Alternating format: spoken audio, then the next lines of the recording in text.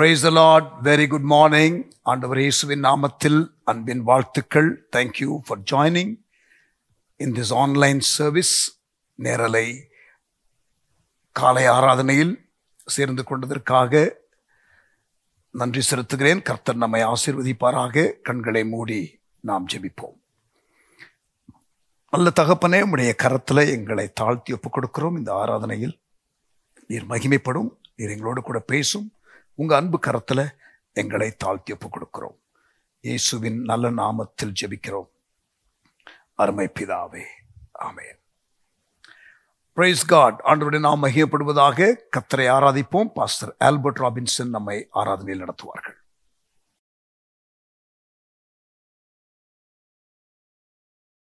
ஹல்லேலூயா. கர்த்தர் நல்லவர், அவர் கிருபை என்றும் உள்ளது. இந்த நல்ல ஆராதனை வேளையை தேவன் நமக்கு தந்ததற்காய் ஆண்டவருக்கு நன்றி சொல்லுவோம். ஆமென். இது மேலான ஒரு பாக்கியம். பாருங்களேன், அவருடைய சமூகத்தில் அவரை ஆராதிக்க அவர் நம்மை கொண்டு வந்திருக்கிறார். கர்த்தரை தெய்வமாய் கொண்ட ஜனம் பாக்கியம் உள்ளது. அது மட்டுமல்ல, அவர் தமக்கு சுதந்திரமாக தெரிந்து கொண்ட ஜனமும் பாக்கியம் உள்ளதாம். What a great privilege we have. ஆமென். உள்ளத்தின் ஆழத்திலிருந்து ஆண்டவரை கொஞ்ச நேரம் ஆராதிக்க போகிறோம். உன் முழு ஆத்மாவோட, உன் முழு பலத்தோட, உன் முழு மனதோட உன் தேவனாகிய கர்த்தரிடத்துல அன்பு கூறுவாயாக ஆண்டவர் சொன்னதை நம்ம பார்க்கிறோம். ஆமென். With all of our heart, with all of our strength, with all of our soul. ஆண்டவரே, உம்மை நாங்கள் உயர்த்த வந்திருக்கிறோம், உம்மை ஆராதிக்க வந்திருக்கிறோம். ஆராதிக்கிறது நேரத்தில் ஆராதனையின் பிரசன்னம் எங்களை மூடுவதாக. இருக்கிற இடத்துல கண்களை மூடி, ஆண்டவரே, ஆராதனையின் பிரசன்னம் எங்களை நிரப்புவதாக.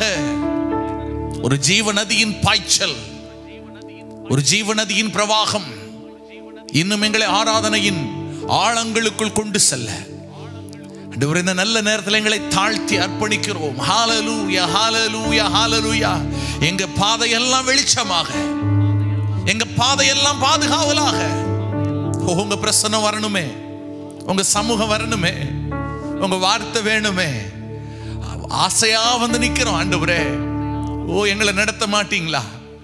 ஓ, ஹல்லேலூயா, ஹல்லேலூயா, ஹல்லேலூயா.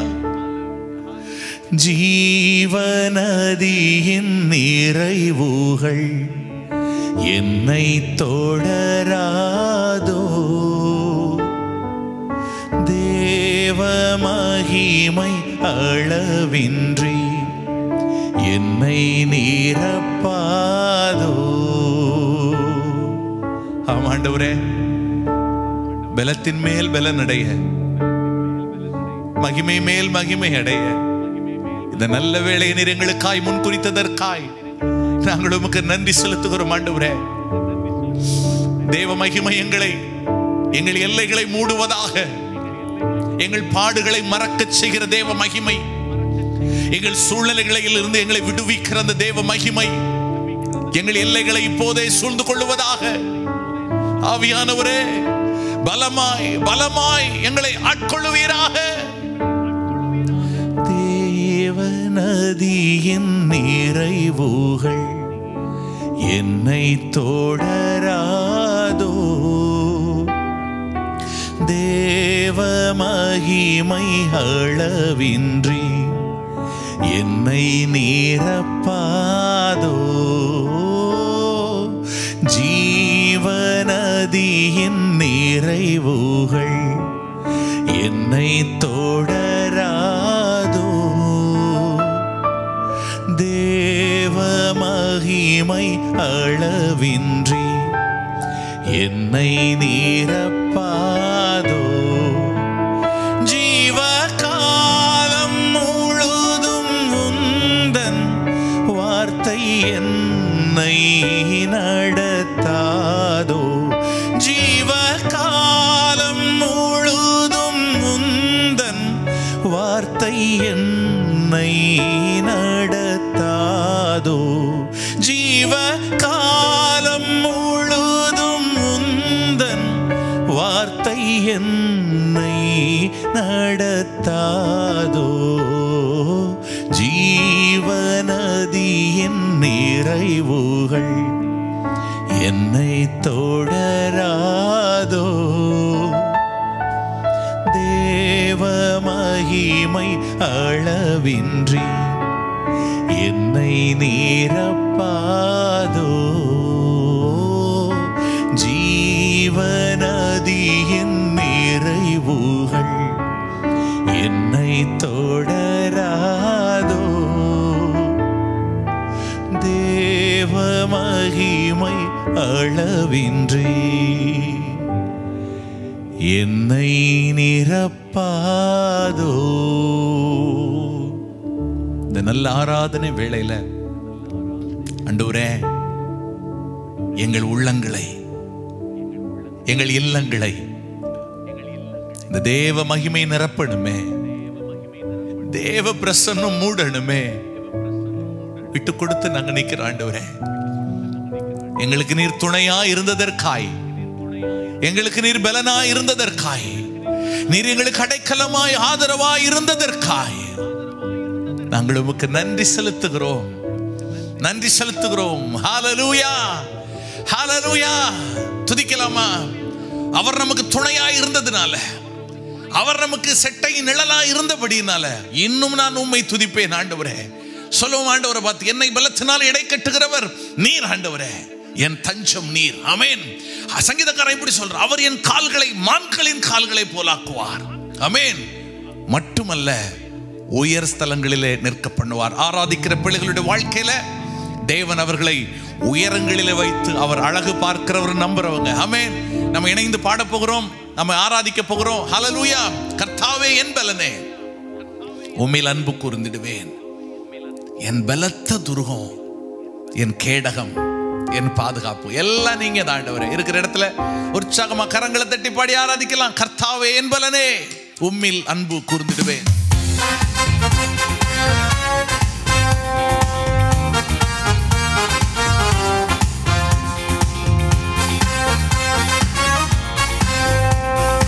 பலத்தினால் இடை கட்டுகிற பராக்கிரமம் உள்ள தெய்வமே, எங்கள் பல நீர். ஆமென். ஆராதிக்கலாம் உற்சாகத்தோடு கூட. கர்த்தாவே என் பலனே, உம்மில் அன்பு கூர்ந்திடுவேன்.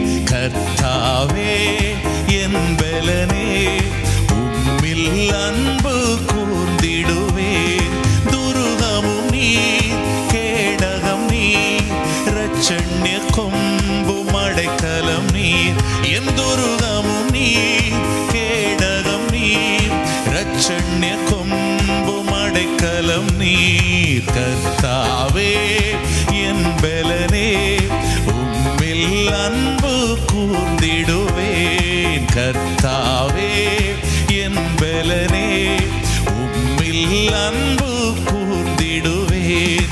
மரணத்தின் கட்டுகள் சூழ்ந்த போதும், துர்ச்சன பிரவாகம் புரண்ட போதும், மரணத்தின் கட்டுகள் சூழ்ந்த போதும், துர்ச்சன பிரவாகம் புரண்ட போதும், நெருக்கத்தின் மத்தியில் குரல் எழுப்ப, நெருக்கத்தின் மத்தியில் குரல் எழுப்ப உருக்கமாய் வந்து உதவி செய்தீர், உருக்கமாய் வந்து உதவி செய்தீர். கர்த்தாவே என் பலனே, உம்மில் அன்பு கூர்ந்திடுவேன். கர்த்தாவே என் பலனே, உம்மில் அன்பு கூர்ந்திடுவேன். ரட்சிப்பின் கேடகத்தை தந்தீரே ஆண்டவரே, உம்முடைய வலது கரத்தினால் எங்களை தாங்குகிறீரே. உம்முடைய காருண்யத்தினால எங்களை உயர்த்துகிறீரே ஆண்டவரே. ஆமென். நன்றி என்று சொல்லுவோமா? அவரை எல்லால் தெய்வம் இல்லை, அவரை எல்லால் பாதுகாப்பில்லை. ஆமென். நம்முடைய மேன்மை அவரே, நம்முடைய தஞ்சம் அவரே, எங்கள் கண்மலையே, எங்கள் பலனே. இரட்சண்ய கேடகம் எனக்கு தந்தீர், உமது கரம் என்னை உயர்த்தும். இரட்சண்ய கேடகம் எனக்கு தந்தீர், உயர்த்துதீர். உமது கரம் என்னை உயர்த்தும். கர்த்தரையல்லால் தேவனில்லை, கர்த்தரையல்லால் தேவனில்லை. அவரே எந்தன் கன்மலையாவார், அவரே எந்தன் கன்மலையாவார். கர்த்தாவே என் பலனே, உம்மில் அன்பு கூர்ந்திடுவேன். கர்த்தாவே என் பலனே, உம்மில் அன்பு கூர்ந்திடுவேன். ரட்சிப்பின் வஸ்திரத்தினாலே அவர் நம்மை அலங்கரிக்கிறார். பலத்தினால் இடை கட்டுவார். ஆமென். நீதியின் சால்வையை நமக்கு தருவார்.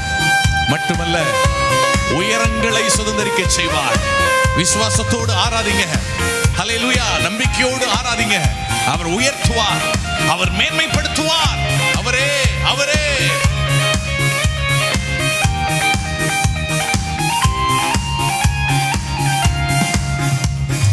பலத்தினால் என்னை இடை கட்டி மான்களின் கால்களை போலாக்கி. பலத்தினால் என்னை இடை கட்டி மான்களின் கால்களை போலாக்கி. நீதியின் சால்வையை எனக்கு தந்து, நீதியின் சால்வையை எனக்கு தந்து உயர் ஸ்தலத்தில் என்னை நிறுத்துகிறார். இன்னொரு தடவை சொல்லி ஆராதிக்கலாமா? எங்களை உயரங்களை சுதந்தரிக்க செய்கிறவரே. பலத்தினால் என்னை இடை கட்டி மான்களின் கால்களை போலாக்கி. பலத்தினால் என்னை இடை கட்டி மான்களின் கால்களை போலாக்கி. நீதியின் சால்வையை எனக்கு தந்து, நீதியின் சால்வையை எனக்கு தந்து உயர் ஸ்தலத்தில் என்னை நிறுத்துகிறார், உயர் ஸ்தலத்தில் என்னை நிறுத்துகிறார். கர்த்தாவே என் பலனே, உம்மில் அன்பு கூர்ந்திடுவேன். கர்த்தாவே என் பலனே, உம்மில் அன்பு கூர்ந்திடுவேன். என் துருகமும் நீ, கேடகம் நீ, ரட்சண்ய கொம்பும் அடைக்கலமே.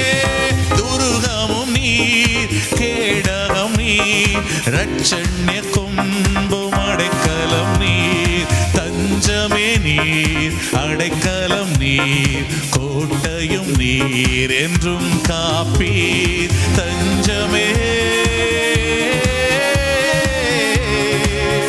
என்றும் காப்பவரே.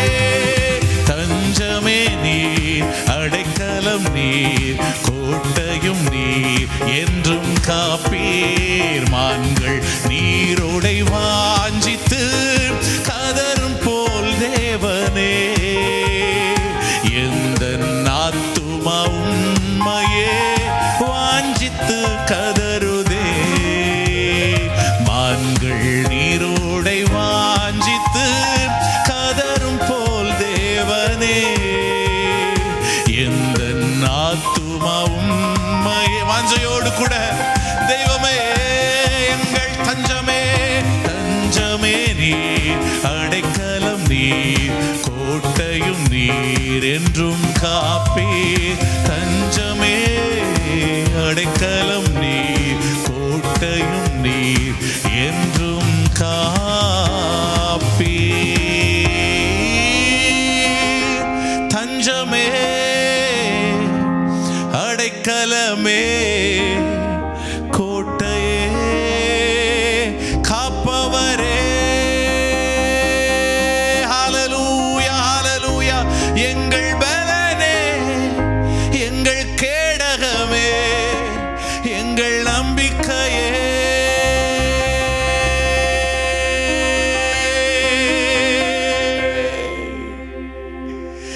என் பலனே, என் கோட்டையே. இருக்கிற இடத்துல அப்படியே ரெண்டு கரங்களை உயர்த்தி ஆராதனை உமக்கே. மறைவிடமே, புகலிடமே, ஆராதனை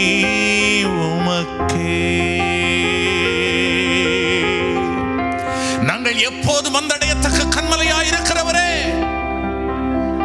ஆபத்து வரும்போதெல்லாம் செட்டைகளின் நிழலில் எங்களை மறைத்து பாதுகாக்கிறவரே, தீங்கு நாளில் கூடாரத்தின் மறைவில் மறைத்து வைப்பதோடு நின்று விடாமல் எங்களை உயர்த்துகிறவரே, உம்மை உயர்த்துகிறோம். என் பலனே, என் கோட்டையே, ஆராதனை உமக்கே.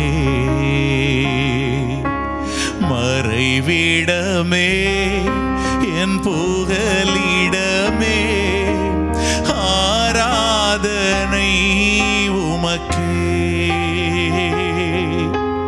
மறைவிடமே, என் புகலிடமே, ஆராதனை உமக்கே. ஆராதனை,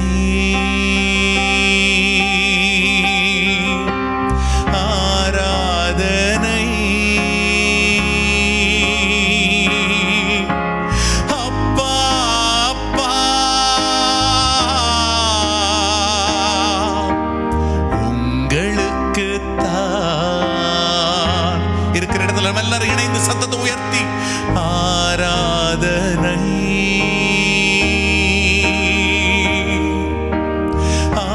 ஆராதனை. அப்பா அப்பா, உங்களுக்கு தான். எபினேசரே, எபினேசரே, இதுவரையில் உதவி செய்த தெய்வமே. எபினேசரே, எபினேசரே, இதுவரையில் உதவி நீரே. இதுவரையில் உதவி நீரே. ஆண்டவரே, இதுவரையில் உதவி நீரே. உம்மை முழு உள்ளத்தோடு ஆராதிப்பே, முழு பலத்தோடு அன்பு கூறுவே. ஆராதனை, ஆராதனை, ஆராதனை. நாயகனே, ஆட்கொண்டவரே, உமக்கே ஆராதனை, ஆராதனை, ஆராதனை, ஆராதனை. எங்கள் தெய்வமே, எங்கள் பரிகாரியே, எங்கள் சிறுமையில் எங்களை கண்ணோக்கி பார்த்தவரே, எங்கள் ஆறுதலே, எங்கள் தேறுதலே, எங்கள் நம்பிக்கையே, எங்கள் மகிமையே, ஓ எங்கள் நிறைவே, எங்களை காண்கிறவரே. எல்ரோயி, எல்ரோயி, என்னை கண்டீரே. உமக்கே, உமக்கே நன்றி ஐயா.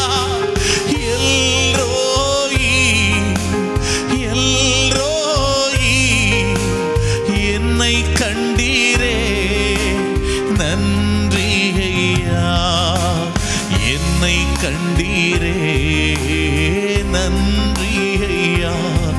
உம்மை முழு உள்ளத்தோடு ஆராதிப்பே, முழு பலத்தோடு அன்பு கூறுவே. ஆராதனை, ஆராதனை, ஆராதனை, ஆராதனை. ரட்சகா, ஆராதனை, ஆராதனை, ஆராதனை, ஆராதனை.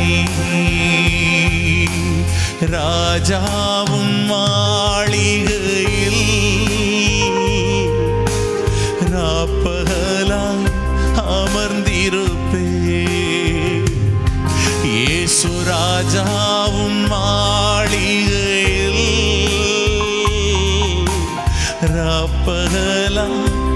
அமர்ந்திருப்பே, துதித்து மகிழ்ந்திருப்பே, எல்லா துயரம் மறந்திருப்பே,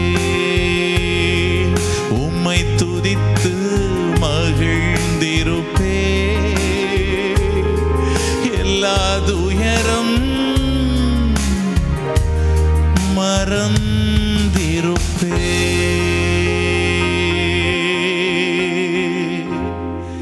ஆராதனை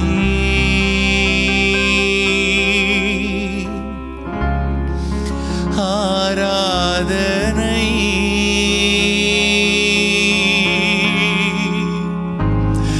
அப்பா அப்பா,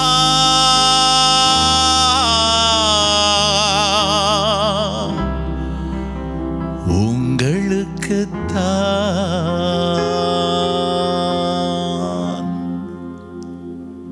எங்களை காண்கிற தெய்வமே, எங்களை காப்பாற்றுகிற தெய்வமே, கருவில் எங்களை கண்டறிந்த நாள் முதல் இந்த நாள் வரை ஆச்சரியமாய் அற்புதமாய் எங்களை நடத்தி வந்த தெய்வமே, உம்முடைய சமூகத்தில் கவலை மறந்து எங்களை இழந்து துதித்து மகிழ ஆராதிக்க எங்களுக்கு தந்த ஸ்லாக்கியத்திற்காய் நன்றி. ஆவியானவரே, ஆராதனையின் மகத்துவத்தை இன்னும் புரிந்து இன்னும் உம்மை ஆராதிக்க இன்னும் உம்மில் அன்பு கூற கர்த்தருடைய ஆவியானவர் எங்களுக்கு கிருபை தாங்க. தொடர்ந்து உம்முடைய ஆளுகையை நாங்கள் கேட்கிறோம். பரிசுத்த ஆவியானவர் தொடர்ந்து நீர் எங்களை நடத்துவீராக. எங்கள் ஆண்டவர் மீட்பருமாகிய இயேசுவின் நாமத்தில் நல்ல பிதாவே, ஆமென், ஆமென், ஆமென்.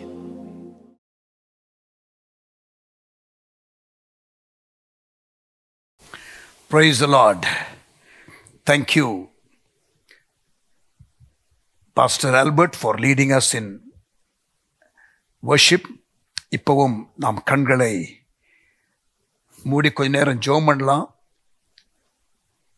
அடுத்த வருஷம் 2026 தமிழ்நாட்டில் தேர்தல் வருகிறது. உலகம் எங்கும் உள்ள நாடுகள், குறிப்பாக நாடை ஆளுகிறவர்கள் பல சவால்களை சந்திக்கிறார்கள். ஒன்று, இவர்களுக்குள்ளே இருக்கிறதான இந்த கரப்ஷனோ மற்ற காரியங்களோ, இன்னொரு பக்கம் உலகத்தில் இருக்கிறதான இந்த நாட்கள் இருக்கிற சவால்கள். ஆளுகிறவர்களுக்காக நாம் ஜெபிக்க வேண்டும் என்று வேதம் சொல்லுகிறது. அவர்களுக்காக நாம் ஜெபிக்கணும். அதோடு கூட நாம் சுவிசேஷத்தை சொல்லுவதற்கு எதிர்ப்பு இருந்தாலும் சொல்லணும், எதிர்ப்பு இல்லை என்றாலும் சொல்லணும். ஆனால் நீங்கள் மிஷனரி ஊழியத்தை பார்த்தால், ரிவைவல் டைம்ஸை பார்த்தால், இயேசுனுடைய ஊழியத்தை பார்த்தால், ஒரு சாதகமான கவர்மெண்ட்டு இல்லை என்றுதான் நாம் சொல்ல வேண்டும். ஸோ அதனால் எதிர்ப்புகள் இருந்தாலும், சாதகமான கவர்மெண்ட் இல்லை என்றாலும் நாம் சுவிசேஷ ஊழியத்தை செய்யணும். பட் இயேசுனுடைய ஊழியத்தை குறிப்பாக நீங்கள் பார்த்தால், அவர் பப்ளிக் நிறைய இடத்துல கூட்டங்கள் அதெல்லாம் நடத்துவதற்கு தடையே இல்லை. மத தலைவர்கள் தான் அதிகம் எதிர்ப்புகளை தெரிவித்தார்கள். பொலிட்டிக்கலி ஜீசஸுடைய மினிஸ்ட்ரிக்கு பாதகம் ஏற்படவில்லை. பட் எதிர்ப்பு நிச்சயமாக இருந்தது. ஒரு த்ரெட்டாக ஃபீல் பண்ணார்கள். ஸோ நமக்கு கொஞ்சம் பாருங்க, இப்போ 3 நாள் கூட்டம் நடந்தது சென்னையில். அது கவர்மெண்ட்டுடைய இடத்துல தான் நம்ம தீவு தேடலில் நடத்தணும். பட் அது போல் கவர்மெண்ட் இடத்துல அது மாதிரி ஃபெசிலிட்டிஸ் நடத்துவதற்கு இப்போ கவர்மெண்ட் பெர்மிஷன் கொடுத்தாங்க. அது நல்ல முறையில் நடந்தது. ஸோ அது போல சில அனுகூலங்கள். ஆனால் சபையும் மனம் திரும்ப வேண்டிய பல காரியங்கள் மனம் திரும்பணும். ஆண்டவரோடு உடன்படிக்கை பண்ண வேண்டிய காரியங்கள் உடன்படிக்கை பண்ணணும். ஆண்டவர், தேசத்தில் நீங்கள் எங்களுக்கு ஒரு திறந்த வாசலை கொடுத்தால் நாங்கள் இதெல்லாம் செய்து முடிப்போம் என்ற காரியத்தை சொல்லி ஜெபிக்கணும். ஸோ போன வாரம் ஒரு லீடர்ஸ் பிளானிங் மீட்டிங் இருந்துச்சு. அதில் மிக தெளிவாக இந்த காரியங்களை நாங்கள் பேசினோம். சபையினுடைய பாவங்கள் என்பதை நாம் அறிந்து அதை அறிக்கையிட்டு மனம் திரும்பி ஜெபிக்க வேண்டும். உடன்படிக்கை ஆண்டவரோடு செய்து நீங்கள் வாய்ப்பு கொடுங்க, நாங்கள் செய்கிறோம் என்று ஜெபிக்க வேண்டும். நமக்கு ஒடுக்கம் அந்த ஊழியத்தில் இருக்கிற வேளையில அந்த ஒடுக்கத்தை தாங்க முடியாமல் தேவனுக்கு நாம் முறையிடும் பொழுது தேவன் விடுதலை கொடுக்கிறார். ஆமென். ஸோ இந்த காரியங்களை ஊக்கமாக ஜெபித்த பொழுது ஆண்டவர் பேதுருவை பாதுகாத்தார். ஸோ ஊழியர்களுடைய பாதுகாப்புக்காகவும் நாம் ஜெபிக்க வேண்டியது இருக்கிறது. இப்படி பல காரியங்கள் நமக்கு உண்டு. எலெக்ஷன் என்று வரும்பொழுது, அரசாங்கம் என்று வரும்பொழுது சரியாக ஞானமாக நாம் ஜெபிக்க வேண்டும். ஆட்சி மாற்றத்திற்காக ஜெபிக்க வேண்டும் என்பதை விட ஆளுகிறவர்களுக்காக ஜெபிக்க வேண்டும் என்பதற்குத்தான் வேதத்திலே அதிக ஆதாரங்கள் உண்டு என்பதை நாம் மறந்துவிடக்கூடாது. அடுத்து மிஷனரிகளுக்காக நாம் ஜெபிக்க வேண்டும். மிஷனரிகள் லீவில் ஜூன் மாதம், மே மாதம் செகண்ட் ஹாஃப், ஜூன் மாதம் ஃபர்ஸ்ட் ஹாஃப் அவர்கள் விடுமுறைக்காக ஒரு மாதம் 25 நாள் என்று வருவார்கள். அந்த விடுமுறை நாட்களிலே மிஷனரிகள் நிறைய பேர் இருக்கிறார்கள். அவர்கள் திரும்பி பிரயாணப்பட்டு மிஷன் ஃபீல்டுக்கு போகும் பொழுது ஒரு புத்துயிரோட, ஒரு புது பொலிவோட, ஒரு ரிஃப்ரெஷ்டு ஸ்டேட்டில் அவர்கள் போகணும். கர்த்தர் அவர்களை ஆசீர்வதிக்கணும். இந்த புதிய வருஷத்தை, இந்த ஆனுவல் லீவு ஸ்கூலில், மிஷன் ஸ்கூலில் இருந்து இப்போ புது சீசனுக்குள்ளே போகிற எல்லா மிஷனரிகளையும் கர்த்தர் ஆசீர்வதிக்கணும் என்று சொல்லி ஜெபிப்போம். விஷன் 2030க்காக ஜெபிப்போம். இப்படி பல காரியங்களுக்காக நாம் ஜெபிக்க வேண்டும். இந்த வருகிற செவ்வாய்க்கிழமை விஷன் 2030க்காக ஒரு நாள் உபவாச ஜெபம் காலை 9:30 5:30 மணி வரைக்கும் இருக்கிறது. உங்களில் யாராயிலும் வர முடியும் என்றால் வரும்படி உங்களை அன்போடு நான் கேட்டுக்கொள்கிறேன். ஆமேன். எல்லாவற்றையும் சொல்லி ஜெபிக்கலாமா? தகப்பனே, நாங்கள் ஜெபிக்கிறோம். எங்களை ஆளுகிறவர்களுக்காக ஜெபிக்கிறோம். தேசத்தை ஆளுகிறவர்கள் கடந்து போகிற சவால்களை நினைத்து அவர்களுக்காக ஜெபிக்கிறோம். லார்ட், அவர்களுக்கு என்ன செய்வது என்று தெரியாமல் அந்த ஹை பொசிஷன்ல அவர்கள் இருக்கும் பொழுது 1008 காரியங்களை அவர்கள் கவனிக்க வேண்டியது இருக்கும் பொழுது ஸ்ட்ரெஸ், அவர்களுக்கு ஆண்டவரே வேண்டிய ஞானம், ஆண்டவரே இதெல்லாம் ஞானக்குறைவுகள், அதை எப்படி செய்யறதுங்கிற தெரியாத நிலைமைகள், அதெல்லாம் இருந்து ஸ்ட்ரகிள் பண்ணுகிறதான எத்தனையோ டாப் பொலிட்டிக்கல் லீடர்ஸ் உண்டு. ஆண்டவரே, அவர்களுக்காக நாங்கள் ஜெபிக்கிறோம். அவர்களுக்கு நல்ல ஞானத்தை தந்து, நல்ல விவேகத்தை தந்து, நல்ல ஆண்டவரே கிருபைகளை தந்து அவர்களுடைய ரோலை ஃபுல்ஃபில் பண்ண நாங்கள் ஜெபிக்கிறோம். ஆளுகிறவர்களுக்காக ஜெபிக்க நீர் கேட்டுக்கொண்டிருக்கிறீர், நீர் சொல்லி இருக்கிறீர், எங்களுக்கு வேதத்திலே சொல்லி கொடுத்திருக்கிறீர். உமக்கு ஸ்தோத்திரம். எங்களை தாழ்த்தி ஒப்பு கொடுக்கிறோம்.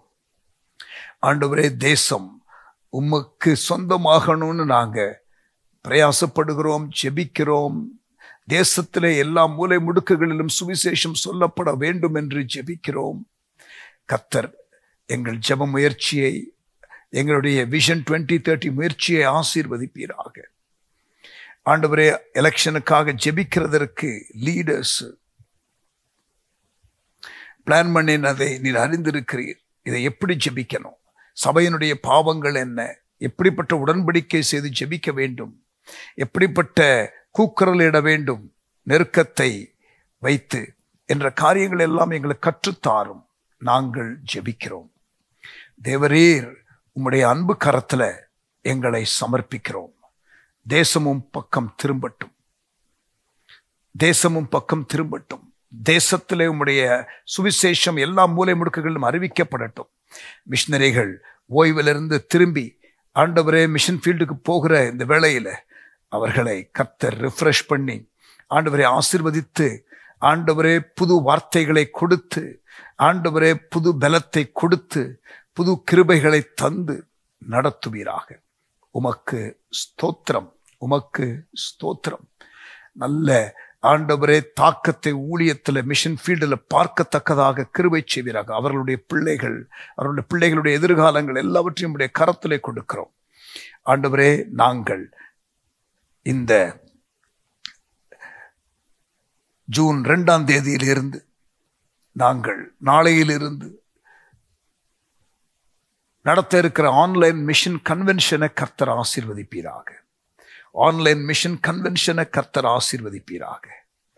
நாங்கள் அதை ஆண்டவரே செய்யும் பொழுது அநேகர் மிஷனரி ஊழியத்தை குறித்து இன்னும் தெளிவாக புரிந்து கொள்ள, அறிந்து கொள்ள கர்த்தர் கிருபை தருவீராக. உமக்கு ஸ்தோத்திரம். ஆண்டவர், இன்றைக்கும் செய்தியின் வேளையில உம்முடைய கரம் கூட இருக்கட்டும், எங்களோடு கூட பேசும். இயேசுவின் நாமத்தில் ஜெபிக்கிறோம் நல்ல பிதாவே, ஆமென். Praise the Lord. ஜெபாவி ஊற்றி ஜெபிக்க செய்யும் என்ற பாடலை பாடுவோம். பாஸ்டர் எஸ்ரா அவர்கள். Thank you.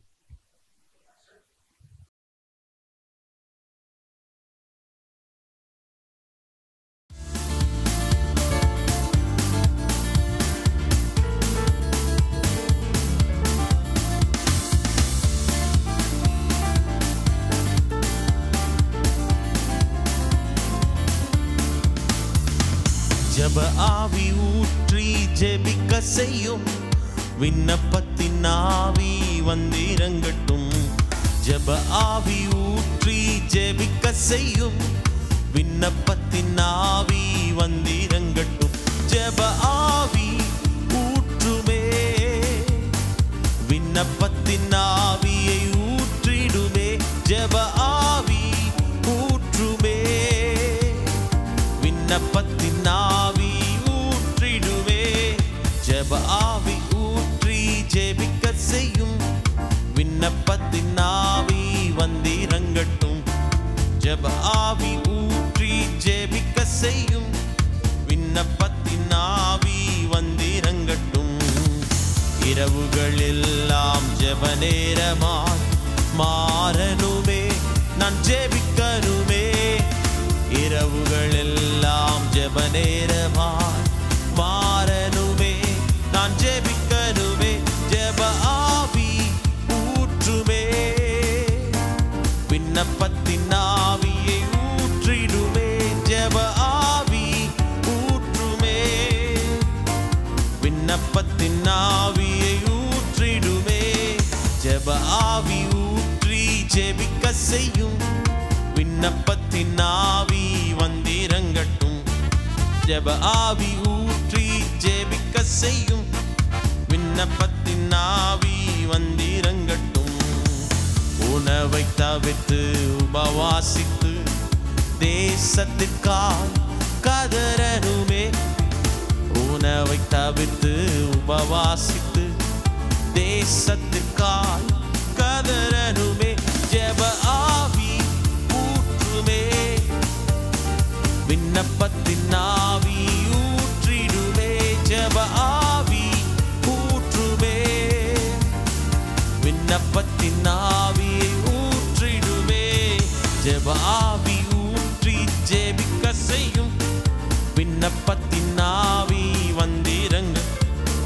ஜெப ஆவி ஊற்றி ஜெபிக்க செய்யும், விண்ணப்பத்தின் ஆவி வந்திறங்கட்டும். எதிர்ப்பின் நடுவிலும் தானியேல் போல வைராக்கியமாய் நான் ஜெபிக்கனுமே. எதிர்ப்பின் நடுவினில் தானியேல் போல வைராக்கியமாய் ஜெபிக்கனுமே. ஜெப ஆவி ஊற்றுமே, விண்ணப்பத்தின் ஆவியை ஊற்றிடுமே. ஜெப ஆவி ஊற்றுமே, விண்ணப்பத்தின் ஆவியை ஊற்றிடுமே. ஜெப ஆவி ஊற்றி ஜெபிக்க செய்யும், விண்ணப்பத்தின் ஆவி வந்திறங்கட்டும். ஜெப ஆவி ஊற்றி விண்ணப்பத்தின் ஆவி வந்திறங்கட்டும். ஜெப ஆவி ஊற்றுமே, விண்ணப்பத்தின் ஆவியை ஊற்றிடுமே. ஜெப ஆவி ஊற்றுமே, விண்ணப்பத்தின் ஆவியை ஊற்றிடுமே. ஜெப ஆவி விண்ணப்பத்தின் ஆவி வந்திறங்கட்டும், ஜெப ஆவி ஊற்றி செபிக்க செய்யும். விண்ணப்பத்தின் ஆவி வந்திறங்கட்டும்.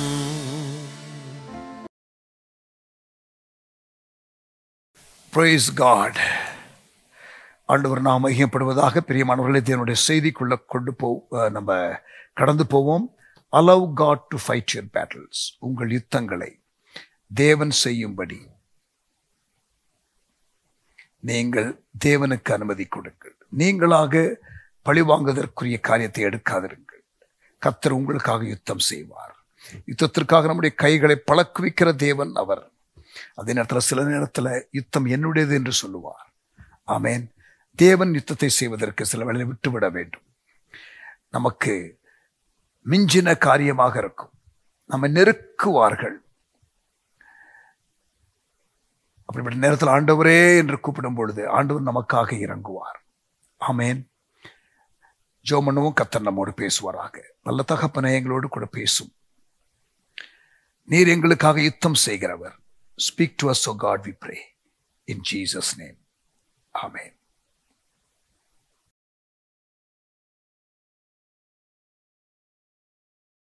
Praise the Lord.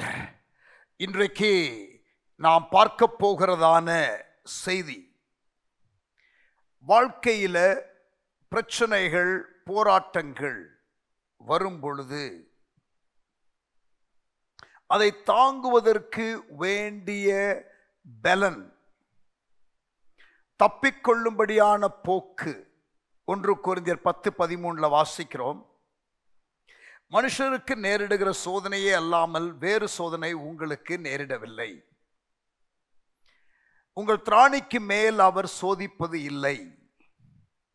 சோதனையோடு கூட தப்பிக்கொள்ளும்படியான ஒரு போக்கையும் உண்டாக்குவார். He will also provide a way of escape என்று நாம் வாசிக்கிறோம்.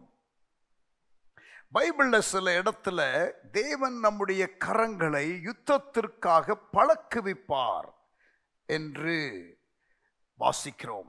The Lord equips us for battle. யுத்தத்திற்காக நம்மை ஆயத்தம் பண்ணுவார். நம்முடைய கரங்களை யுத்தங்களுக்காக ஆயத்தம் பண்ணுவார் என்று நாம் வாசிக்கிறோம். But at times we should also realize that God would tell us, I will fight your battle. You remain silent. சில வேளைகளிலே தேவன் யுத்தம் என்னுடையது, நீ சும்மா இரு என்று அவர் சொல்லுவார். God will say, be still. And when God says be still, we should learn to be still and let God fight our battle. பழிவாங்குதல் எனக்குரியது என்று ஆண்டவர் சொல்லுகிறார்.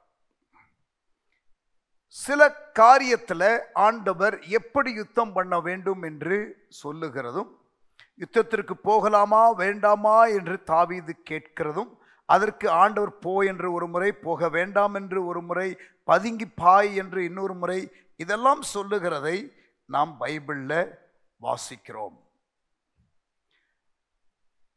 பட் as I said, கொஞ்ச நேரத்துக்கு முன்பதாக நான் சொன்னது போல, ஆண்டவர் சில வேளைகளிலே யுத்தம் என்னுடையது என்று சொல்லுவார். பழிவாங்குதல் எனக்குரியது, நீ இதை உன்னுடைய காரியமாக எடுத்து போராடாதே என்று சொல்லுவார். பைபிளில் ஒரு 2 சம்பவம், where God says, I will fight your battle. நான் உங்களுடைய யுத்தத்தை பண்ணுவேன் என்று ஆண்டவர் சொன்ன ஒரு 2 பேசேஜ். ஒன்று யாத்திராகமம் 14ஆம் அதிகாரம், இஸ்ரவேல் ஜனங்கள் செங்கடலை கடந்த சம்பவம்.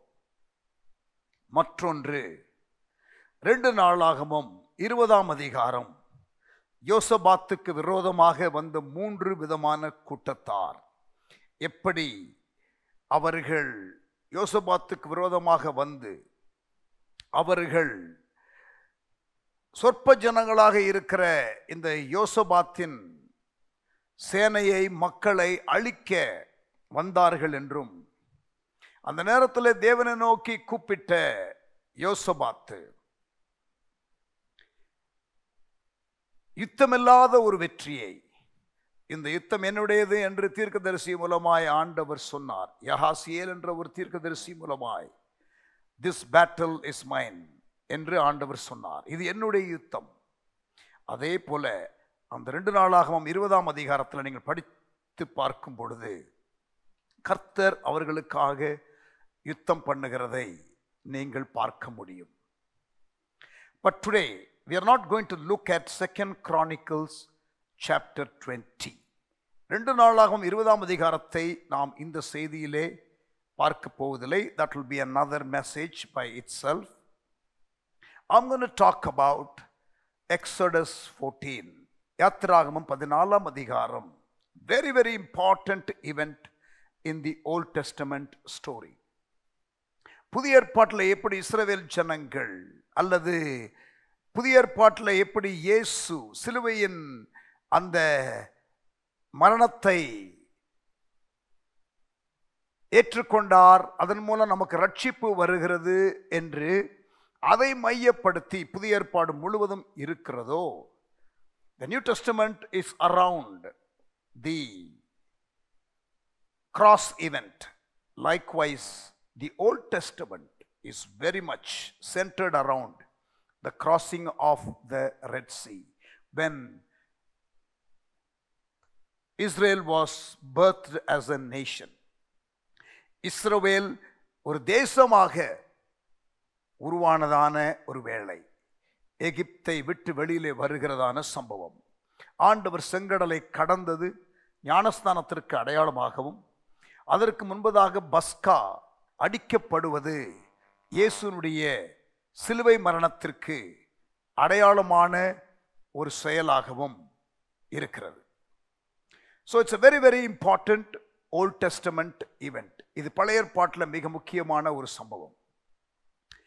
யுத்தம் கர்த்தருடையது என்ற ஃப்ரேஸ் 2 ஸ்டோரிஸில் பைபிளில் நம்ம பார்க்கலாம். அதில் உள்ள ஒரு ஸ்டோரி எக்ஸடஸ் சாப்டர் 14. இஸ்ரவேல் ஜனங்கள் எகிப்தில் அடிமையாக இருக்கின்ற ஒரு காலம். யோசேப்பை அறியாத ஒரு ராஜா வருகிறார். There is a government change. அந்த அரசு மாற்றம் ஏற்பட்டதினாலே தேவ ஜனங்களுக்கு கிடைக்க வேண்டிய அந்த அடிப்படை உரிமை காரியங்கள் பறிபோகிறது. யாத்திராகமம் 2ஆம் அதிகாரம் இறுதியில் நீங்கள் பார்த்தீர்கள் என்றால் verse 23 வசனம் 23, சில காலம் சென்ற பின் எகிப்தின் ராஜா மரித்தான். இஸ்ரவேல் புத்திரர் அடிமைத்தனத்தினாலே தவித்து முறையிட்டுக் கொண்டிருந்தார்கள். அவர்கள் அடிமைத்தனத்திலிருந்து முறையிடும் சத்தம் தேவ சந்நிதியிலே எட்டினது. There was a crisis. There was a very difficult situation. ஒரு கடினமான ஒரு சூழ்நிலை வழியாய் தேவ ஜனங்கள் கடந்து போகிறார்கள். அப்பொழுது அவர்கள் அந்த நிலையிலே தவிக்கின்ற பொழுது தேவனை நோக்கி அவர்கள் முறையிட்டார்கள். அவர்கள் சத்தம், அந்த முறையிடும் சத்தம் தேவ சந்நிதியிலே வந்து எட்டினது. தேவன் அவர்கள் பெருமூச்சை கேட்டு என்று வாசிக்கின்றோம் 24ஆம் வசனத்தில். தாம் ஆபிரகாமோடும் ஈசாக்கோடும் யாக்கோவோடும் செய்த உடன்படிக்கையை நினைவு கூர்ந்தார். தேவன் இஸ்ரவேல் புத்திரரை கண்ணோக்கினார். தேவன் அவர்களை நினைத்தருளினார். இஸ்ரவேல் ஜனங்கள் அந்த அரசு மாற்றம் அல்லது ராஜா மாற்றம், லீடர்ஷிப் மாற்றம் வரும் பொழுது இந்த புதிய ராஜா இவர்களை ஒடுக்குகிறான். யோசேப்பை அறியாத ஒரு ராஜா வந்த பொழுது இஸ்ரவேல் ஜனங்கள் ஒடுக்கப்படுகிறார்கள். சம்டைம்ஸ் நம்முடைய வாழ்க்கை ஒடுக்கப்படும் பொழுது, நெருக்கப்படும் பொழுது, நம்மை குறித்து சரியாக புரிந்து கொள்ளாதவர்கள் நமக்கு கொடுக்கின்ற அழுத்தங்கள் தாங்கிக் கொள்ள முடியாமல் வரும் பொழுது நாம் தேவனை நோக்கி கூப்பிடலாம். தேவன் நமக்கு உதவி செய்ய வல்லவராக இருக்கிறார். இந்த இடத்துல இவர்கள் தேவனை நோக்கி கூப்பிடுகிறார்கள், முறையிடுகிறார்கள், பெருமூச்சு விடுகிறார்கள். கர்த்தர் நினைவு கூர்ந்தார், கேட்டருளினார், நினைத்தருளினார், கண்ணோக்கினார். இது யாத்திராகமம் 2ஆம் அதிகாரம் இறுதியில. 3ஆம் அதிகாரம் ஆரம்பத்தில் கர்த்தர் மோசேயை அழைக்கிறார். மோசே எழும்புகிறார். மோசே பார்த்தீங்கன்னா அந்த சம்பவத்தில் அவர் அழைக்கும் பொழுது அவர் தன்னுடைய அந்த அழைப்பை உடனடியாக ஏற்றுக்கொள்ளவில்லை. முடியாது என்று ஆண்டவரிடத்தில் போராடுகிறதும், ஒவ்வொரு கேள்விக்கும் தேவன் ஒரு பதிலை கொடுத்து அவரை உற்சாகப்படுத்தி அவரை அந்த அழைப்புக்குள் கொண்டு வருகிறதையும் நீங்கள் சில அதிகாரங்களிலே வாசிக்கலாம். அதற்கு பிறகு பார்வோன் முன்பதாக வந்து நிற்கும் பொழுது பார்வோன் அவர்களை விடுவதாக இல்லை, தேவஜனத்தை விடுவதாக இல்லை.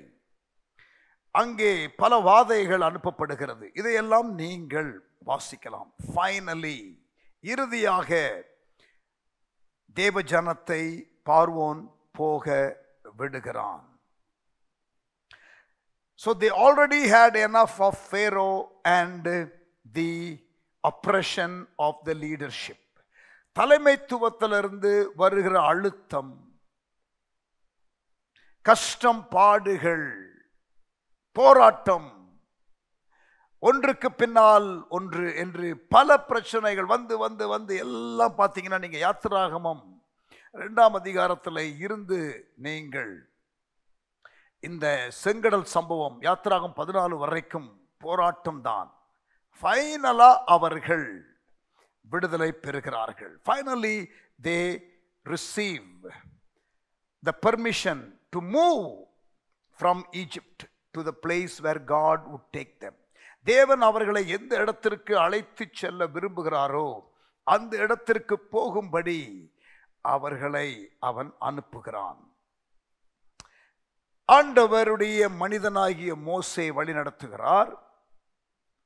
முன்னால மேகஸ்தம்பம், அக்கினி ஸ்தம்பம் ஆகிய காரியங்களும் இருக்கிறது. Pillar of cloud, pillar of fire. ஆண்டவருடைய வழி நடத்துதல் மிக தெளிவாக இருக்கிறது. அழைக்கப்பட்ட தேவனுடைய மனிதன் வழி நடத்துகிறார். இவர்கள் அணி அணியாய் புறப்பட்டு போனார்கள் என்று வாசிக்கின்றோம். இப்பொழுது புறப்பட்டு அவர்கள் போய்கொண்டிருக்கிறார்கள். தேவ மனிதனாகிய மோசே வழிநடத்தி கொண்டு வருகிறான். வாக்குத்தத்தம் பண்ணப்பட்டிருக்கிறது. ஒரு தேசத்தை நான் கொடுப்பேன் என்று ஆண்டவர் சொல்லியிருக்கிறார். அவர்களுக்கு இப்பொழுது ஒரு தலைவன், அவர்களுக்கு வழிகாட்டியாக மேகஸ்தம்பமும் அக்கினி ஸ்தம்பமும். இந்த நிலையில் அவர்கள் வரும் பொழுது அங்கே செங்கடல் முன்பதாக நிற்கிறது. அந்த வழியாகத்தான் தேவன் நடத்துகிறார். இவர்கள் இஷ்டப்படி போக முடியாது. மேகஸ்தம்பம் அக்கினி ஸ்தம்பம் இருக்கிறபடினாலே அங்கே வழி நடத்துதல் தேவனிடத்திலிருந்து வருகிறது. இப்பொழுது செங்கடலுக்கு முன்பதாக வந்து நிற்கிறார்கள். They come before the Red Sea. Although there was another easy route, God allowed them to come through this route என்று நீங்கள் யாத்திராகம் 13ஆம் அதிகாரத்தில் 17ஆம் 18ஆம் வசனத்திலே நீங்கள் வாசிக்கலாம். எக்ஸோடஸ் சாப்டர் 13 17 and 18 வேறு ஒரு வழி ஒன்று இருந்தாலும் அவர்கள் அந்த வழியாய் போனால் அவர்கள் மனம் முறிவடைந்து அவர்கள் திரும்பி விடுவார்கள் என்று ஆண்டவர் கருதி, எகிப்திற்கு திரும்பி வந்து விடுவார்கள் என்று ஆண்டவர் கருதி, பெலிஸ்தீரின் தேச வழியாய் போகிற ஒரு வழி சமீபமாக இருந்தாலும் அவர்களை அந்த வழியாய் நடத்தாமல் சிவந்த சமுத்திரத்தின் வனாந்திர வழியாய் ஜனங்களை சுற்றி போக பண்ணினார். சரி, இது ஆண்டவருடைய வழி நடத்துதல். ஆனா இப்ப செங்கடல் முன்பதாக நிற்கிறது.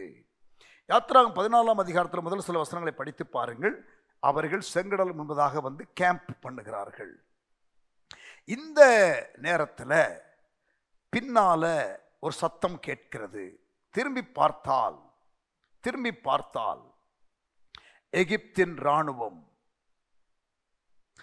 பார்வோன் தன் இருதயத்தை கடினப்படுத்திக் கொண்டு அவன் இஸ்ரவேல் ஜனங்களை துரத்தி கொண்டு வருகிறான்.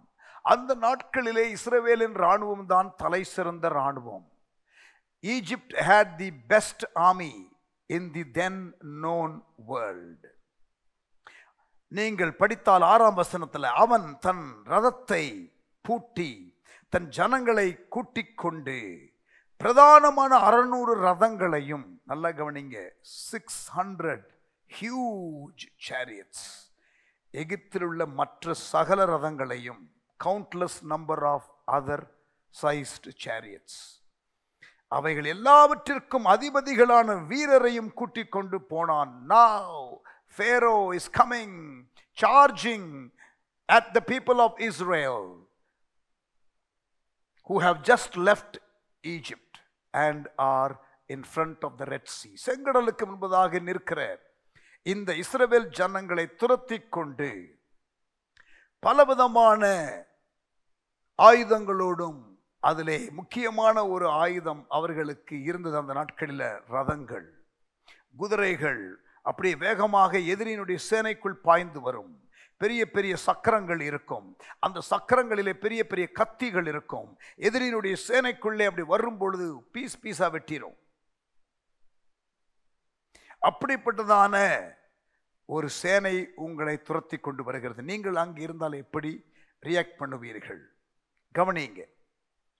இப்படி வருகிறபடியினாலே நீங்கள் வசனம் 11 படித்து பார்த்தால், or even verse 10, அவர்கள் இதை கண்டு மிகவும் பயந்தார்கள். They feared and they feared greatly. பிரியமானவர்களே, நம்முடைய வாழ்க்கையில பயப்படுகிற சூழ்நிலை, நம்முடைய வாழ்க்கையிலே நம்மை துரத்தி வந்து கொண்டிருக்கிற எதிரிகள், நம்முடைய வாழ்க்கையில நம்மை அழுத்துகிறதான சில ஃபோர்ஸஸ், இதெல்லாம் இருக்கும் பொழுது என்ன செய்ய வேண்டும் என்று தெரியாத ஒரு சூழ்நிலை,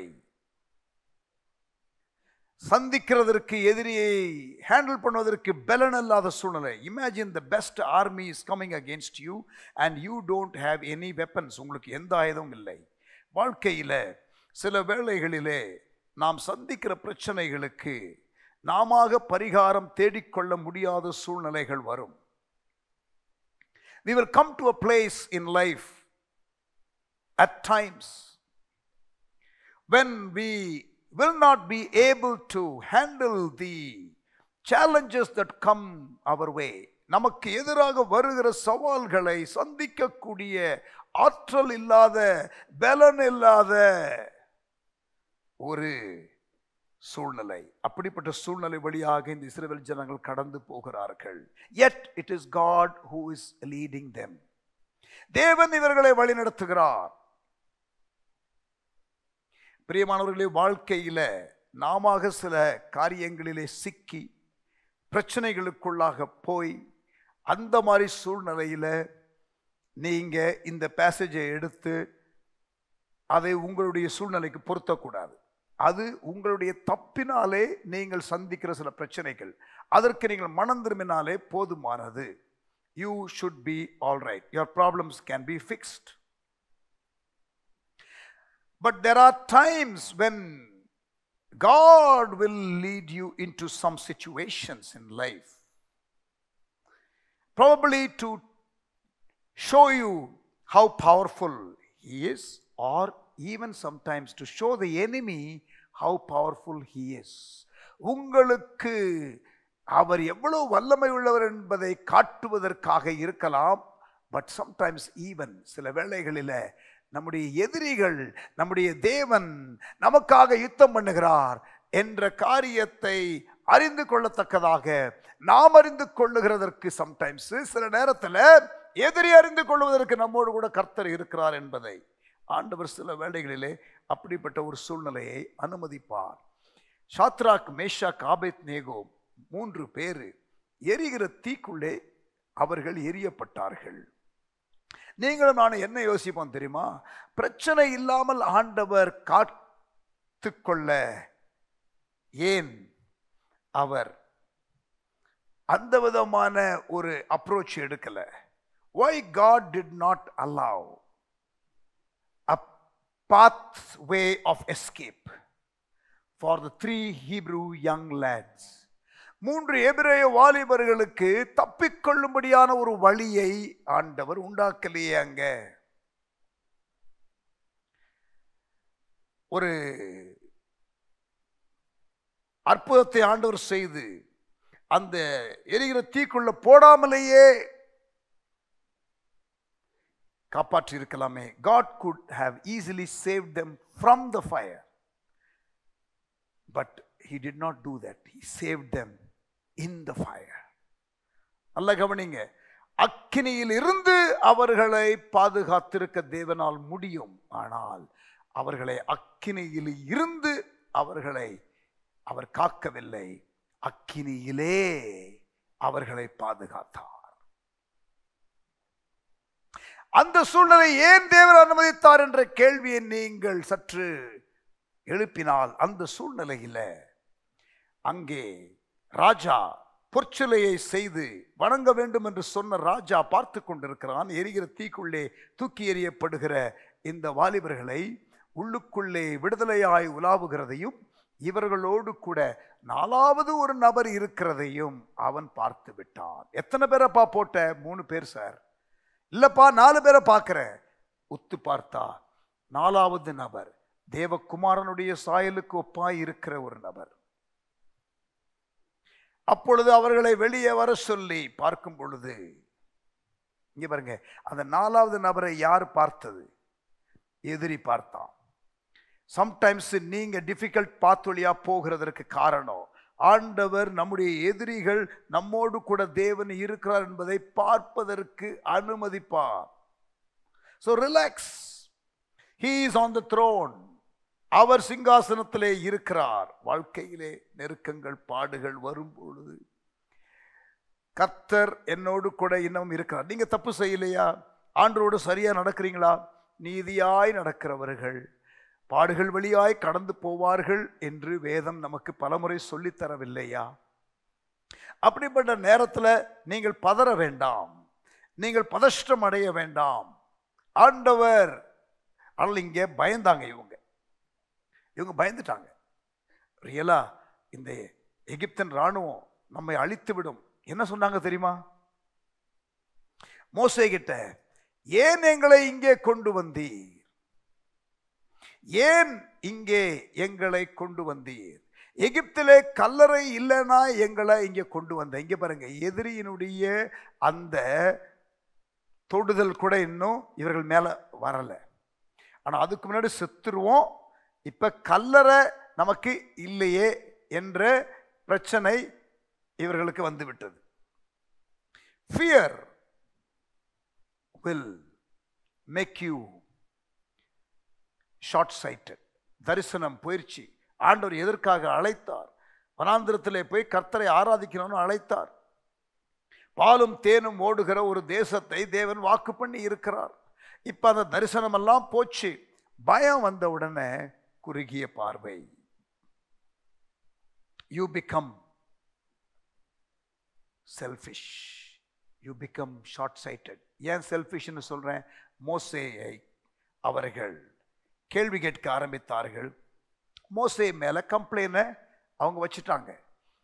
மோசையை குற்றப்படுத்த ஆரம்பிக்கிறாங்க. ஏன் எங்களை இங்கே கூட்டு வந்த? இவங்க ஜெபம் பண்ணனால தான் மோசையை கர்த்தர் அழைத்தார். ஆனா இப்ப பாருங்க, குயிக்கா when people are in fear they will become selfish. They will blame others.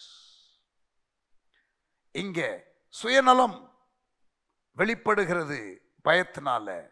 இங்கே பயத்தினால தரிசன பார்வை மங்கி விடுகிறது. பிறகு ஸ்டபர்ன் நேச்சர் வெளிப்படும். பிடிவாதம், இல்ல போயிடலாம்.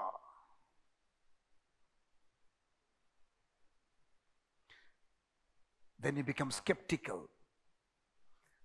தரிசனம் நிறைவேறுங்கிற அந்த விசுவாசம் போயிடும், சந்தேகம் வர ஆரம்பிக்கும். You become stubborn, you become selfish, you become short-sighted, you become selfish when fear comes. இதுதான் இவர்களுக்கு வந்துருச்சு, பயம், fear. So முறுமுறுக்க ஆரம்பிச்சிட்டாங்க. The people of God are murmuring. The Egyptian army is coming behind. Imagine the condition of Moses. மோசேயை நீங்கள் நினைத்து பாருங்கள். அவனுக்கு ஒரு பக்கம் இஸ்ரவேல் ஜனங்களுடைய முறுமுறுப்பின் சத்தம் கேட்கிறது, மற்றொரு பக்கம் செங்கடல், அந்த கடலின் அலை சத்தம் கண்டிப்பாக கேட்டிருக்கும். மூன்றாவது எகிப்தின் இராணுவத்தின் ரதங்களின் சத்தம் கேட்கிறது. But praise God, in the midst of all the other noises and voices, Moses was able to tune his spirit and his ears to the voice of God. மோசே அங்கே எகிப்தின் இராணுவ ரதத்தின் சத்தம் ஒரு பக்கம், ஜனங்கள் முறுமுறுப்பின் ஒரு பக்கம், செங்கடலின் அந்த அலைகளின் சத்தம் இன்னொரு பக்கம். ஒருவேளை காற்று அடித்தால் காற்றின் சத்தம் ஒரு பக்கம் இருந்திருக்கலாம், வேறு என்ன சத்தம் இருந்ததோ தெரியவில்லை. ஆனால் அந்த எல்லா சத்தத்திற்கு நடுவில் இந்த தேவ மனிதன் தேவ சத்தத்தை கேட்டான் என்பதுதான் அதிலே உள்ள ஒரு விசேஷம்.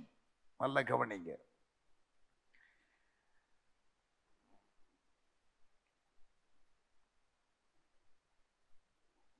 இஸ்ரவேல் ஜனங்கள் 12ஆம் வசனத்தில், நாங்கள் எகிப்திலே இருக்கும்போது நாங்கள் எகிப்தியருக்கு வேலை செய்ய எங்களை சும்மா விட்டுவிடும் என்று சொன்னோம் அல்லவா. இதெல்லாம் நாட் ட்ரூ, இதெல்லாம் அவங்க சொல்லவே இல்லை. நாங்கள் வனாந்திரத்திலே சாகிறதை பார்க்கிறோம், எகிப்தியருக்கு வேலை செய்கிறது எங்களுக்கு நலமாயிருக்கும். See, what was the attitude of the people of Israel? We are happy to settle down as slaves, then move in faith towards the destiny.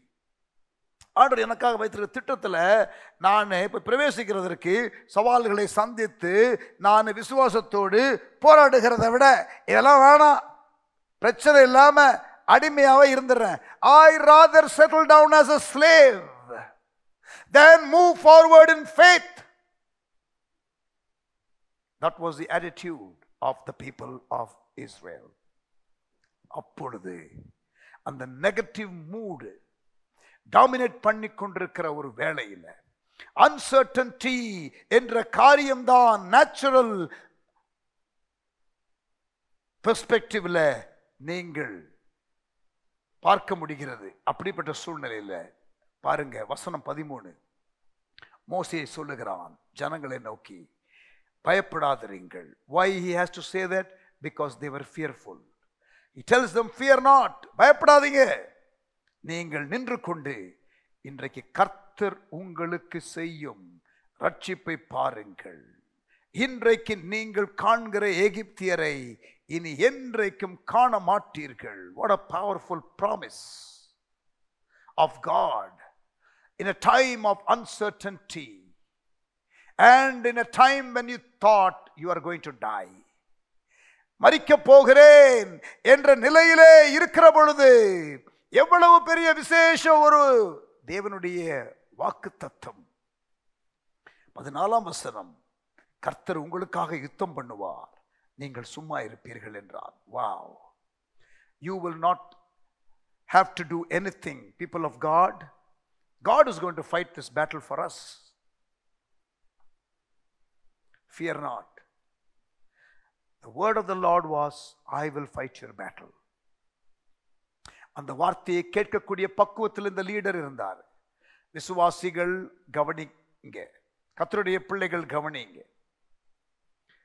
நீங்கள் சில வேளைகளில பிரச்சனையிலே மூழ்கி இருக்கிற வேளையில ஆண்டவர் ஒரு தேவ மனிதனை கொண்டு வந்து உங்களுக்கு தேவனுடைய வார்த்தையை அந்த சூழ்நிலையிலே வந்து சொல்லும் பொழுது அதை பிடித்துக் கொள்ளுங்கள். Leaders listen. Sometimes if people are going through difficult situation, and at that time if you are able to hear a clear direction from God, feel confident to speak that word into that situation, அந்த வார்த்தையை தைரியமா பேசுங்க. அப்பொழுது கர்த்தர் மோசேயை நோக்கி, நீ என்னிடத்தில் முறையிடுகிறது என்ன? புறப்பட்டு போங்கள் என்று இஸ்ரவேல் புத்திரருக்கு சொல்லு. என்கிட்ட போராடாதீங்க, எழும்பி புறப்படுங்க, போலாம், யுத்தம் கர்த்தருடையது. நமக்கு அந்த ஸ்டோரி எல்லாம் தெரியும். செங்கடல் சம்பவம் எல்லாருக்கும் தெரியும். அவர்கள் செங்கடலை கடந்து போகிறார்கள். கோலை நீட்டின பொழுது மோசே செங்கடல் ரெண்டாக பிளக்கிறது. செங்கடல் ரெண்டாக பிளக்கிறது. கர்த்தர் சொன்னபடியே செய்தார். If God says, it is as good as done. ஆண்டவர் ஒரு காரியத்தை சொன்னால் அது செய்து முடித்ததற்கு சமம். புறப்பட்டு போக சொல்லு. நீ உன் கோலை ஓங்கி, Moses, stretch forth your hand. உன் கையை சமுத்திரத்தின் மேல் நீட்டி சமுத்திரத்தை பிளந்து விடு. இருந்து கேக் வெட்டுற மாதிரி வெட்ட சொல்றாரு. அப்பொழுது இஸ்ரவேல் புத்திரர் சமுத்திரத்தின் நடுவாய் வெட்டாந்தரையில் நடந்து போவார்கள். ஒரே இரவிலே கடந்து போனார்கள். 6 லட்சம் புருஷர்கள், பெண்கள், பிள்ளைகள் எல்லாம் சேர்த்தா 30 லட்சம் பேர், 3 மில்லியன் இருப்பாங்க. இவர்கள் ஒரு சின்ன பாதை வழியாய் கடந்து போயிருக்க வாய்ப்பில்லை. ஒரே இரவு கடந்து போனார்கள் என்று வேதம் சொல்லுகிறபடினாலே வசனம் 20, ராம் முழுவதும் அந்த கடல், அந்த ஒதுங்கின கடல், அது மதிலை போல இருந்தது. அது மறுபடியும் வந்து சேரவில்லை. ராம் முழுவதும் ஒன் நைட், ஒரு நைட்டு 12 கிலோமீட்டர் தான். ஓரளவுக்கு இவ்வளவு பெரிய கூட்டத்தை வச்சு நடக்க முடியும். கண்டிப்பா நீங்கள் 10 கமாண்ட்மெண்ட்ஸ் படத்திலேயோ அல்லது பைபிள் ஸ்டோரி பிக்சர்ஸ்ல பார்க்குற மாதிரி சின்ன ஒரு நேரோ பார்த்து ஆண்டவர் அங்கே திறக்கவில்லை. 10 பேரா வரிசையில் நின்னாங்கன்னா 190 மைல் தூரம் அவர்கள் நிற்க வேண்டியது இருக்கும் என்று ஒரு கணக்கு சொல்லுகிறது. 190 மைல் ஒரே இரவில் அவர்கள் கடக்க முடியாது. Therefore, I believe அந்த செங்கடல் பெரிய அளவில் மைல் கணக்கு பிளந்தது என்று நான் நினைக்கிறேன். It was split wide open for several miles for the people of God to cross over.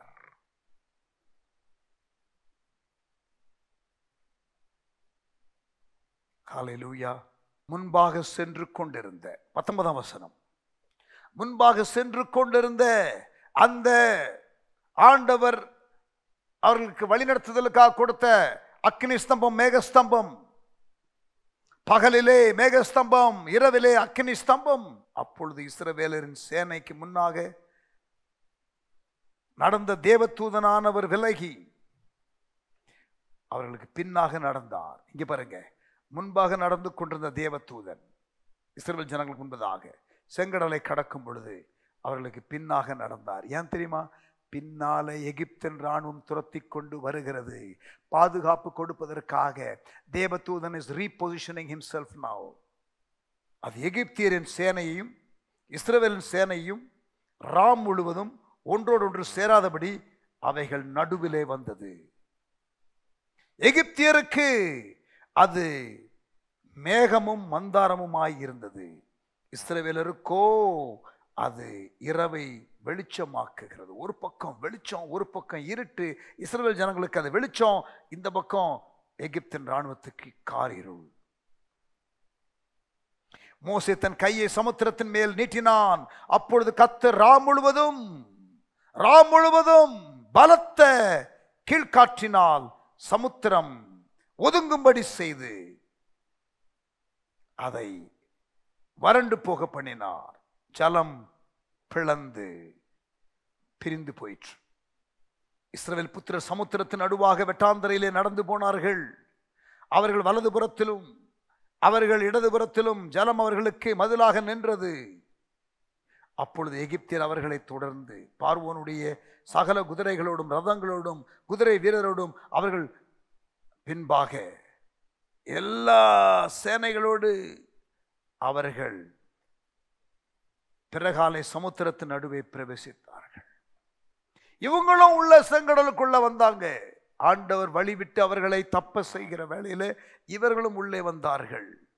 கிழக்கு வெளுத்து வரும் ஜாமத்தில் கர்த்தர் அக்கினியும் மேகமுமான ஸ்தம்பத்திலிருந்து எகிப்தியரின் சேனையை பார்த்து அவர்கள் சேனையை கலங்கடித்து, யார் கலங்கடித்தது? நல்லா கவனிங்க. கர்த்தர் எகிப்தின் ராணுவத்தை கலங்கடித்தார். தேவன் யுத்தம் என்னுடையது என்று சொன்னாரே, அந்த தேவன் உண்மையுள்ள தேவன்.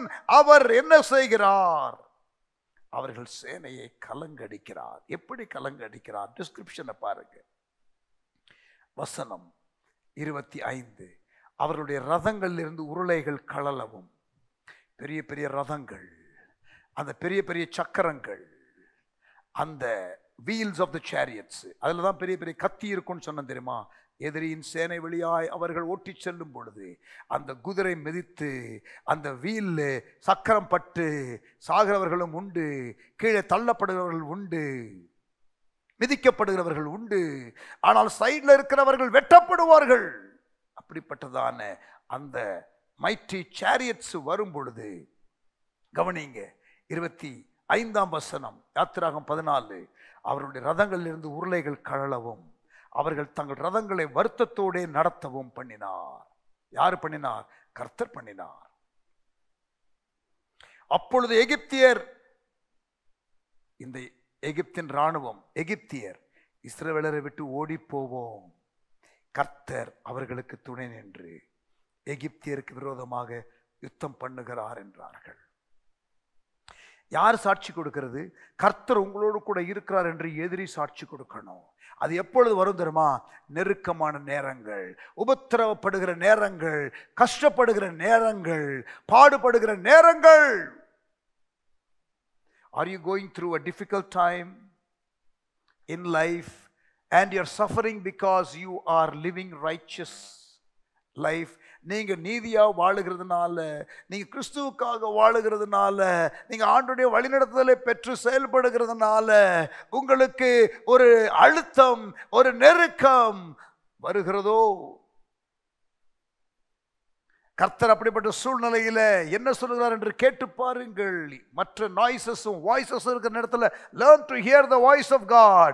I would imagine he would say oftentimes in situations like that I will take care of it, my son, my daughter, என் மகனே, என் மகளே, நான் உன்னுடைய யுத்தத்தை பொறுப்படுத்திக் கொள்ளுகிறேன், நீ சும்மா இரு என்று அவர் மட்டும் ஒரு வார்த்தை சொல்லுகிறதை உணர்ந்தால் அப்படியே அமைதியாகி விடுங்கள். கர்த்தர் உங்களுக்காக யுத்தம் பண்ணுகிறதை நீங்கள் பார்ப்பீர்கள். What a great encouragement passage. எவ்வளவு அழகா நம்ம என்கரேஜ் பண்ற ஒரு பேசேஜ்ல இது. அது ஒரு மிரக்கலா மட்டும் பார்த்துட்டு போகாதீங்க. See what God does and see how he does what he does and see how the enemy is reacting. எதிரி எப்படி பாதிக்கப்படுகிறான் பாருங்கள். தேவன் அற்புதத்தை செய்தார் என்று மட்டும் பார்த்துவிட்டு போய்விடாதீங்க. அதை எப்படி செய்கிறார் என்பதை தியானித்து பாருங்கள். You will take great encouragement from this passage.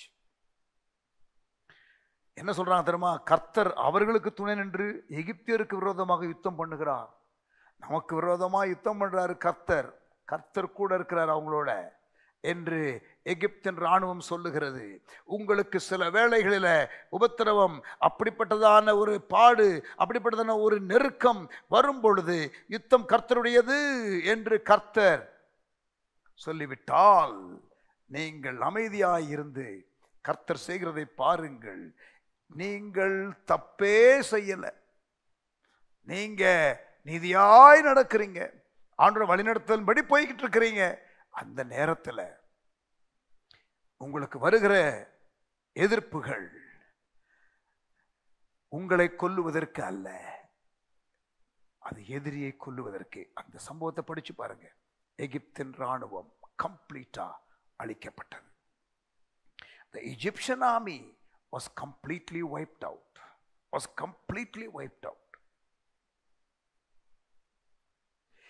ஆனா செங்கடலுக்கு முன்பதாக இவங்க என்ன சொன்னாங்க தெரியுமா?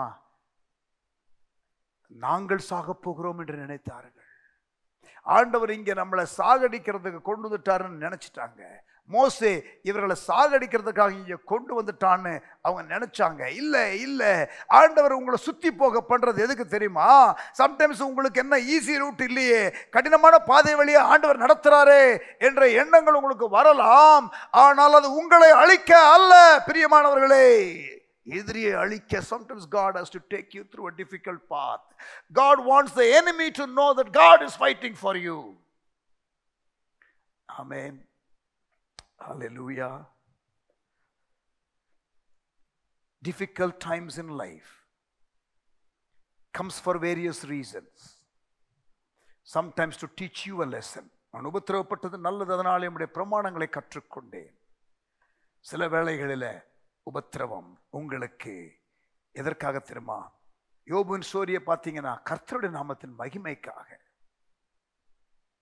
சில வேளைகளில் ஆண்டவருடைய நாமத்தின் மகிமைக்காக, சில வேளைகளில் என்னுடைய ஓன் லைஃப்ல நான் பாடத்தை கற்றுக்கொள்வதற்கு, பட் அட் டைம்ஸ் எதிரி சில பாடத்தை கற்றுக்கொள்வதற்கு, தேவனை குறித்து, உங்களை குறித்து, நீங்கள் யார் என்பதை அறிந்து கொள்வதற்கு, எதிரியை அழிப்பதற்கு என்ற பல காரணத்திற்காக தேவன் பிரச்சனைகளை, சவால் நிறைந்த சூழ்நிலைகளை உங்களுக்கு அனுமதிக்கலாம். I really want you to take encouragement from this story. ரெண்டு இடத்துல கர்த்தர் யுத்தம் என்னுடையது என்று சொன்னார். இப்பொழுது நாம் பார்க்கிறது ஒரு சம்பவம் தான். இன்னொரு செய்தியில நான் உங்களுக்கு 2 நாளாகமம் 20ஆம் அதிகாரத்தின் சம்பவத்தை வைத்து பேச போகிறேன். God did not bring you through difficult path to destroy you, my friend. He brought you through a difficult path to destroy your enemy. God did not bring you through the difficult path to show that He is with you. He brought you through the difficult path to show your enemy that He is with you.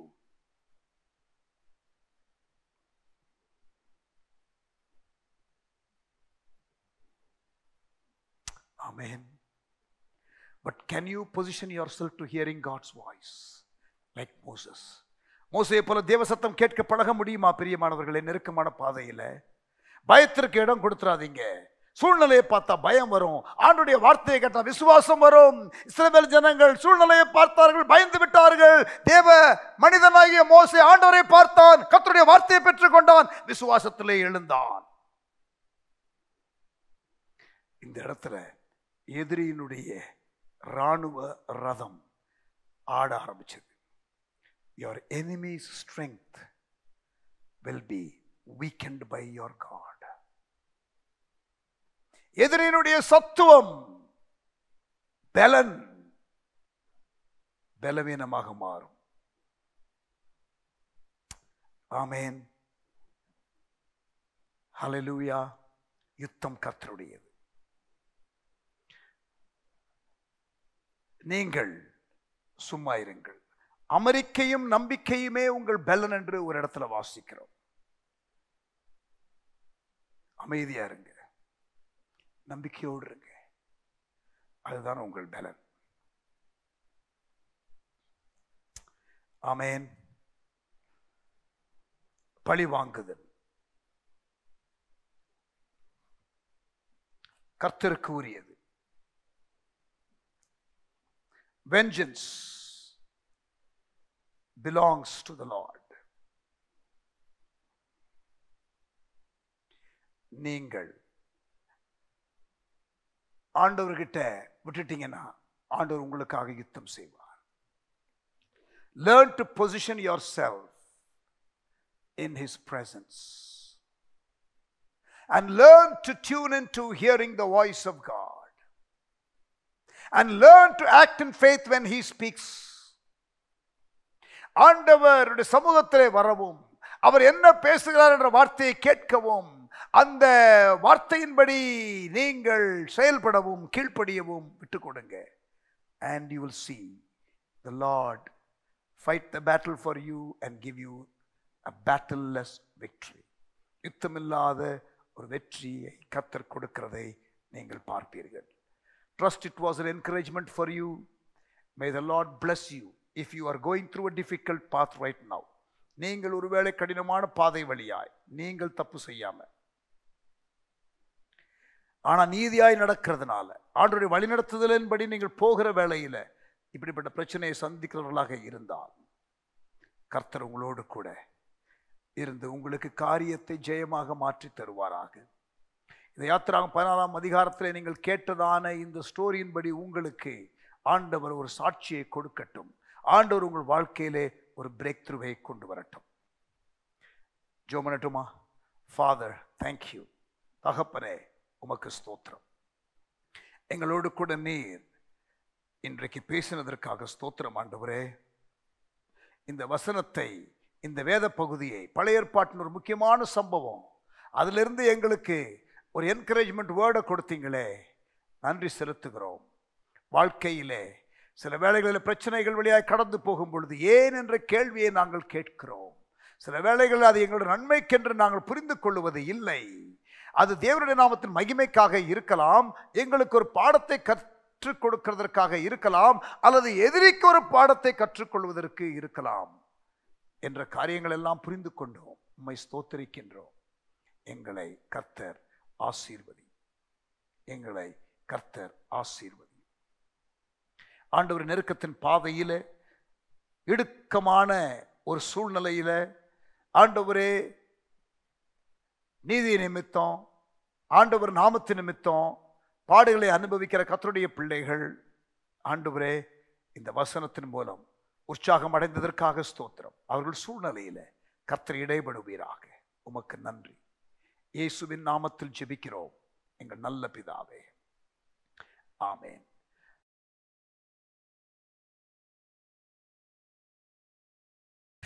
Praise the Lord. ஆசீர்வதிக்கப்பட்டீங்களா? தேவன் நமக்காக யுத்தம் செய்கிறவர். ஆமென். யுத்தத்திலே வல்லவர், பராக்கிரமசாலி, தடைகளை தகர்த்தெறிகிற தளக்கர்த்தர் அவர். ஹல்லேலூயா, ஆமென். சர்வ வல்லமையுள்ள தேவன். என் நம்பிக்கை நீர்தானே என்ற பாடலை பாடுவோம் க்ளோசிங்கா. அப்பொழுது கர்த்தருக்கு நம்முடைய காணிக்கைகளை செலுத்தலாம். Sister Beulah will sing that song. Thank you.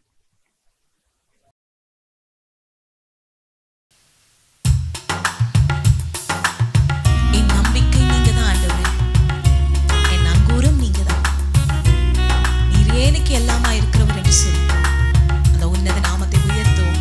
ஆமென்.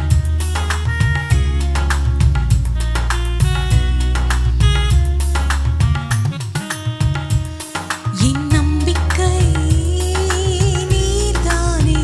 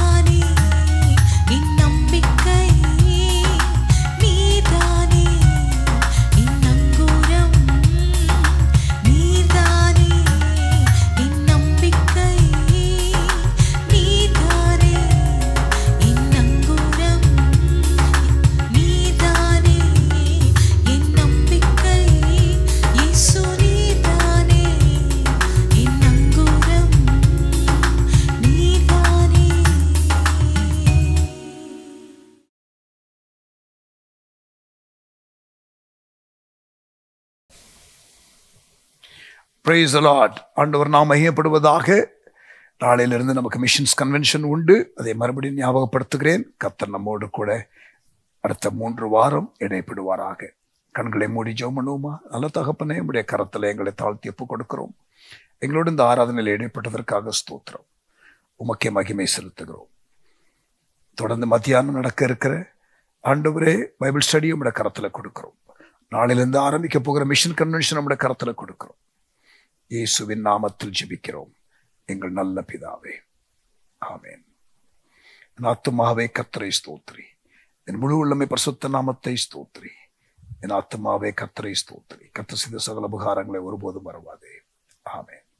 இயேசுவின் கிருபை, பிதாவின் அன்பு, தேவாவியானவர் சிநேகம், காவல் வழி நடத்துதல் எங்கள் யாவரோடும் கூட இன்றும் என்ற சதா காலங்களிலும் இருப்பதாக. ஆமென். Thank you. God bless you.